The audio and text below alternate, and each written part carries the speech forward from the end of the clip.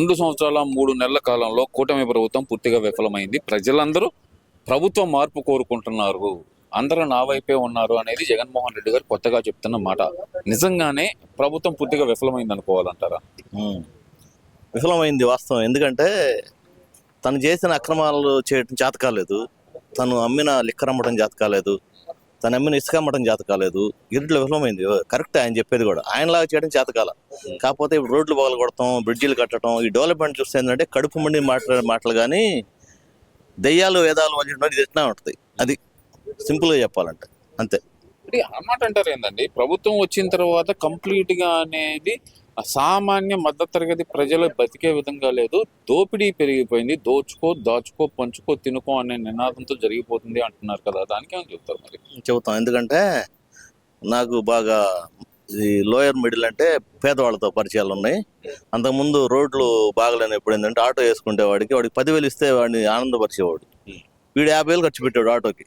Mechanic షెడ్ల మడి తిరిగి ఆ కేసులు రాపించుకొని ఆడబడితే ఆడ బండి వదిలేసి వాడు నాశనం అయిపోయాడు చీప్ మంది తాగి. ఇప్పుడు ఏంటంటే రోడ్లు బాగున్నాయి కదా, వాడు బతుకుతున్నాడు. 10,000 కోసం చూడట్లేదు. గవర్నమెంట్ నాకేమించట్లేదు. గవర్నమెంట్ బాగా చేస్తుందనే అన్నప్పటికల్లా కడుపు మండి మాట్లాడే మాటలు ఇవన్నీ. ఇవాళ ట్రాన్స్పోర్టేషన్ చూసుకుంటే నువ్వు ఏపీలో ఏ రూట్ అన్నా చూసుకోండి, 1 or 2% ఎక్కడైనా కొద్దిగా ఇబ్బంది ఉండొచ్చు, కానీ 95% హ్యాపీగా అందరూ జర్నీ చేస్తున్నారు. ఇది అందరనే మాట.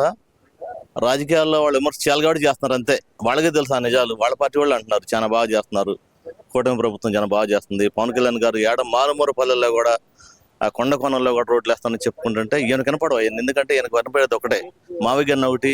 ఇదొక్కటే మావి గన్ అంటే మావి. ఇవన్నీ మావి గన్ జగన్, ఇవన్నీ మావి అనే దాంట్లో ఉంటాడు ఆయన. ఇక్కడ ఇంకో విషయం కూడా తీసుకుంటే గనక జగన్మోహన్ రెడ్డి గారు పదే పదే చెప్తుంది జనం అంతా జగన్ వైపే ఉన్నారు అనే మాట ఆయన కాన్ఫిడెంట్ గా చెబుతున్నారు. నిజమే అనుకోవచ్చు అంటారు? జనం అంతా జగన్ వైపే ఉన్నారా? ఉన్నారు. ఇప్పుడు ఒక అబద్ధాన్ని నిజం చేయాలంటే అబద్ధాన్ని పదే పదే చెప్పాలి. ఆ అబద్ధాన్ని చెబుతా ఉన్నాడు. జనం అబద్ధాలు నమ్మే రోజులు పోయినాయి. ఆ డెవలప్మెంట్ చూస్తున్నారు. మా పిల్లలు ఎలా చదువుకుంటున్నారు, ఇవాళ స్కూల్స్ ఎలా ఉన్నాయి, రోడ్లు ఎలా ఉన్నాయి, ట్రాన్స్పోర్ట్ ఎలా ఉంది, జీవనశైలి పెరిగిందా లేదా అని చూస్తారు. కానీ ఆ రోజున చిన్న రేకుల షెడ్ వేయాలంటే, ఇసుక తేవాలంటే గగనం అయిపోయేది. నాకు తెలిసి ఇసుక ట్రాక్టర్ వచ్చి 14,000 15,000 అమ్మింది. ఇవాళ 3,000 అమ్ముతుంది. ఎక్కడ మరి నువ్వు అనే మాటలకి ఎక్కడ పొంతనుంది?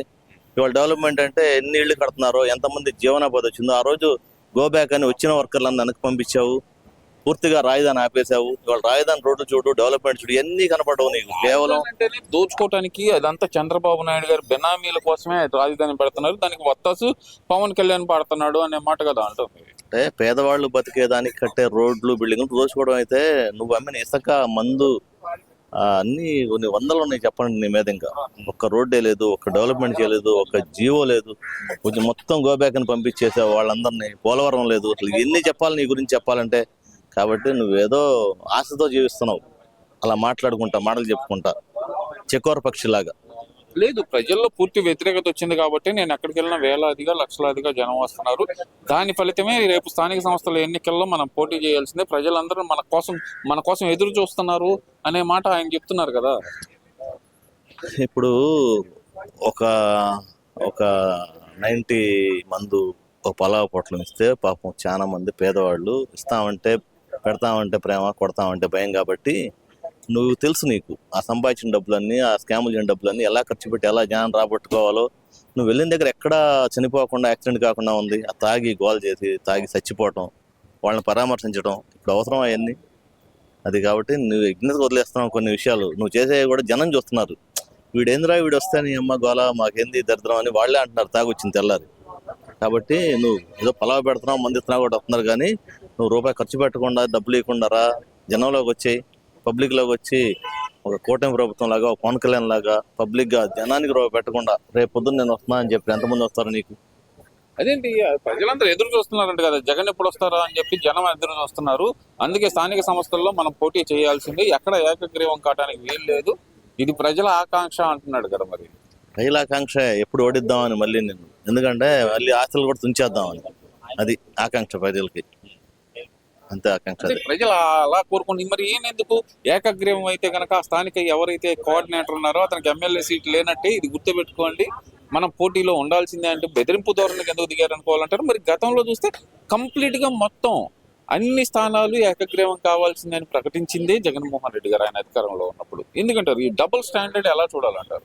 బ్లాక్ మెయిల్ రాజకీయం, రౌడీయిజం ఇవన్నీ ఉపయోగించి ఆ రోజు ఏకగ్రహం చేయాలంటే నాకు తెలిసి మన దగ్గరలో పక్కనే 100% ఏకగ్రహం అయినా మాచర్ల. అది ఒక్కటి చూసుకొని చాలు. అంతా ఏపీ అంతా చెప్పక్కర్లా. 85% ఆ రోజున ఏకగ్రహం అయినాయి. ఆ రోజున వాళ్ళు చెప్పింది ఏంటంటే ఫండ్స్ వస్తాయి మా దీనికి పంచాయతీకి కాబట్టి మేము ఏకగ్రహం చేసుకుంటాం అన్నారు. ఇవాళ ఫండ్స్ ఇవ్వరా ఈ గవర్నమెంట్? ఇచ్చుద్ది కదా, నీకన్నా ఎక్కువ ఇచ్చుద్ది, ఎక్కువ చేస్తుంది. ఇవాళ ఎందుకు ఏకగ్రహం అవ్వకూడదు? నువ్వేంటంటే డబుల్ స్టాండర్డ్ మాటలు, అవకాశవాది. నీకు ఎలా అంటే అలా మాట్లాడదు. అవకాశవాది అంటే అది అంతేం లేదండి. అంటే ఎందుకంటారు ఈ డబుల్ స్టాండర్డ్ ఎందుకు తీసుకుంటున్నారని? ఒక మాట మీద నిలబడకపోవడం, మాట తప్పడం, మడమ తిప్పడం వ్యక్తికి ఈ రోజు మాట తప్పే అవకాశం ఎందుకు వచ్చిందంటారు? ఈ రోజు మాట తప్పలేదు, మాట తప్పలో ప్రస్తుతానికి మాట తప్పుతా ఉన్నాడు. ఎందుకు తప్పలేదు? ఫస్ట్ ఏమన్నా అసలు ఆంధ్రాకి అనుకూలం అన్నాడు, తర్వాత విజయనకు అంగీకరించాడు, ఆ తర్వాత అమరావతి అనుకూలం అన్నాడు, ఆ తర్వాత వైజాగ్ అన్నాడు, వైజాగ్ తీసేసి అటు అన్నాడు, తర్వాత మావిగన్ అన్నాడు. అన్ని తిప్పేదే మాటలు, తప్పేదే మడం. ఆయన దాని గురించి మాట్లాడుకోవాల్సిన అవసరం లేదు అసలు. దాని గురించి ఎవరు పడుచుకోవట్లా. ఓకే, 2029 అధికారం మాదే, మేము వస్తున్నాం, 2.0 పరిపాలన చూపిస్తాను అంటున్నాడు. ఏంటంటారు ఈ 2.0 గురించి ఏం చెప్తారు మీరు? అంటే కొత్తగా వెపన్స్ కనిపెడతారు ఆర్మీలోను దీంట్లో. ఆ వెపన్స్ కనిపెట్టిన వాళ్ళు పేరు పెడతారు ఆ వెపన్ కి, AK-47 అని, తర్వాత అలా రకరకాల పేర్లు. ఈయన జనాన్ని నాశనం చేయడానికి కొత్త వెపన్ అని కనిపెట్టాడేమో. అప్పుడు రకరకాల పేర్లు పెట్టాడు. ఏది మందుకి. జగన్ అన్న 2.0 అనేది కొత్త వెపన్ అంటారు. అది ఒక వెపన్ అంతే, జనాన్ని నాశనం చేయడానికి. అది ఆయన ఇంకో మాట కూడా అంటున్నాడు, 2029 అధికారంలో ఏదైతే గనక మ్యాజిక్ ఫిగర్ దాటంగానే మా కార్యకర్తలు కూడా నా మాట వినరు, రప్పనే అంటున్నాడు కదా. మరి కావచ్చు అంటే ఆయన ఒక్కడైనా గెలుస్తానికి ట్రై చేస్తాడు ఈ గొడవ. ఆ 11 కూడా లేకుండా ఆయన ఒక్కడు గెలవడానికన్నా అంత కష్టపడుతున్నాడు అంతే. ఒక్కడికి గెలవటానికి ఈ కష్టం అంతానా? ఆ ఒక్కడు గెలవడానికి కష్టం అంత. ఇది మాకు అర్థమైంది. అది మరి రప్ప గొడవ ఏమంటారు అంటే భయపెట్టాక ఆ మాట డైలాగులు అంతే. అంతే సినిమాలో ఎటువంటిదంటే విలన్ కొట్టేటప్పుడు వీరో దెబ్బలు తగులుతుంటే మనం అయ్యో పాపం అంటాం. అట్నే అతను దెబ్బలు కొడుతున్నాడు మాటలతో. జనం పాపం అంటున్నారు ఈ గవర్నమెంట్. ఇప్పుడు మొన్నటిదాకా కనీసం ఈ పోయినసారి 5 ఏళ్ల గవర్నమెంట్ లో ఒక్క కొంతమందిని ఫ్లెక్స్లు కూడా ఏమీ లేదు ఎక్కడా కూడా. అలాంటిది వాళ్ళు నువ్వు పబ్లిక్ ఫ్లెక్స్లు వేస్తున్నావు, గొడవ దిగుతున్నావు, ప్రచాడు ఆడగా ఉంటాడు. ఎందుకంటే జనం సింపతి కోసం. నిన్ను ఎవరు ఏమైనా పడక, మీ పార్టీ వాళ్ళని కానీ మిమ్మల్ని ఎవరు ఏమైనా పడకంటే మీరు చేసే అక్రమాలు ఇప్పుడు కూడా వీళ్ళు చూడు, వీళ్ళు ఎంత అక్రమంగా చేస్తున్నారో. ఆ రోజున బయటికి రాని వాళ్ళని వీళ్ళు మళ్ళీ లాగుతున్నారని మిమ్మల్ని మీద అసహించుకుంటున్నారు ఇప్పుడు కూడా జనం. ఈ వీడియో నచ్చితే లైక్ చేయండి. అలాగే మా ఛానల్ ని ఫస్ట్ టైం కనుక చూస్తున్నట్టయితే ఇప్పుడే సబ్స్క్రైబ్ చేసుకుని పక్కనే ఉన్న గంట సింబల్ ని యాక్టివేట్ చేసుకోండి. అప్పుడే మేము పెట్టే ప్రతి వీడియో మీకు నోటిఫికేషన్ గా వస్తుంది. అలాగే ఈ వీడియో పూర్తిగా చూసినందుకు ధన్యవాదాలు.